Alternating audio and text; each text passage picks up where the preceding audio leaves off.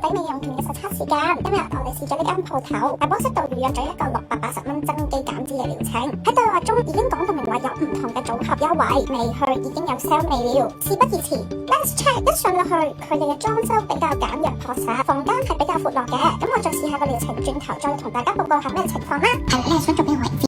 我想做大髀。基本上冇做過啲多啲嘅運動都少做。係真係呢個日你自己講下先，真係而家油都冇啦。你自己講啦，嗱，同埋我睇得出你定個分別喺度啦。邊忽有油咧？真係，你知唔知點解你個腳會睇落咁重先？好多客咧都係做安踏下嗰都係過嚟做 A 或者打線痛，因為知唔知好似我啲客咁咧，其實啲嘢我另外一部機個交通同咁但係經常單獨搭空我哋啲客都冇嚟睇，你用大脂肪客啫嘛，佢唔增加代謝噶嘛。咁你我哋唔增加代謝話時候，你諗下，即係好似啲大肚婆我生完個 BB 出嚟，咁當然我婆住個 BB 嘅時候，我可能係積落10幾磅，點做微波爐啲或者搞唔知道，其實我點睇落都係肥啦。我要收緊啲嘢咁啊，傻豬，你哋要求高唔高？因為男咗講真，其實你自己咁樣試嚟睇，你嘅口咁明顯啦，你主要係想減腳定肚多啲先。你一個 cycle 都只係單個試，官方認證嘅一個 cycle，佢少啲脂肪數量冇咁容易肥，都定你自己都 OK 先。唔知而家答你唔到，而家佢哋嗰啲一大堆嘢個腦塞住咗。其實你唔使諗太複雜嘅，最緊要係你自己都想唔想真係減少脂肪細胞數量。呢個我會針對同你做兩少少時間，但係你要求高唔高先？唔高。咁你嚟高我6至8次咪夠咯？但係6至8次係咪真係可以？高咩？你真係上網睇到嗰啲數據啊女？呢個啊，其實你所有嘢咧，佢買得呢啲係有認證嘅，傻豬。你冇睇我條褲咩？我唔要睇嘅。但係我都想俾睇我第10證啊嘛，你明唔明白？好癲啊！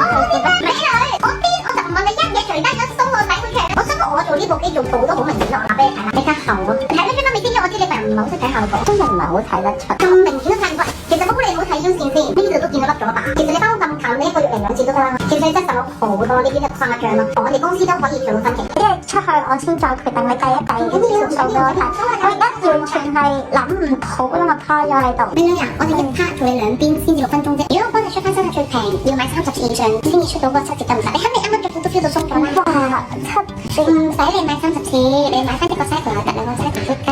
買3次大唔加7折下，咁我再乘300次，咁即係200次。哇，太貴啦，太貴啦！美女啊，個後果嚟講點會貴咧？你做安踏20次都冇呢個效果啦，咁你哋有心做嘅，我 feel 到嘅。因為你有心做先得啱死嘅。但係你不如直接幫我收今次嘅錢咯。其實美女，如果你覺得好嘅話，你就對自己好多幾次，你唔好淨好一次啦，冇所謂嘅。咁如果你想，而且同我都知道，最舒服係每一次俾冇煩惱。咁就咁啦，我使你買多100，你試埋下次先決定買多幾次啊。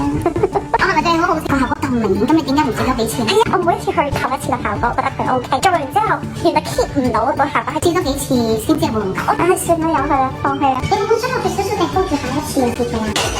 唔使啦，唔使啦。同大家分享今次探店嘅體驗，真係有啲挑戰我嘅耐性啊！填完表之後就做分析，開頭好詳細咁分析同講解嘅，目的好明確，就係等我之後上釣。一入到房，未做已經收我做另外一個項目，係咁我原本嘅唔適合我，我感覺到佢係唔想俾我做原先嘅項目，而係要我 upgrade 比原先貴1倍嘅價錢，已經去到4位數嘅價錢嘅項目去做。阿 Jack 開頭都 say no 㗎，但係佢懟埋本 catalog 又講到天下無敵，所以今次就決定深入虎穴，順下佢哋意，睇下 upgrade 咗會點。傾好咗之後，治療師就即刻推咗部機入嚟，個顧問喺房度 sell 足全程啊，做緊嘅時候已經嚟到嗰度，未講價錢直接叫我碌卡。重點係原來一隻腳先做得6分鐘，全程個療程先至得12分鐘，因為要 sell 我嘅原因，咪送多幾分鐘俾我咯，真係多謝晒佢喎。以我所了解，呢個升級版嘅 BTL 療程喺出邊其他店係做30分鐘，而且收費係冇咁高嘅。出到房已經即刻捉住我 sell，喺冇入黑房嘅環境下，仲要對住門口有客人出入嘅地方 sell，大聲咁講嘢，呢種感覺就好似等你冇得拒絕咁。講到價錢成3000蚊，做一次幾分鐘嘅療程，我為咗唔再拒絕，個顧問即時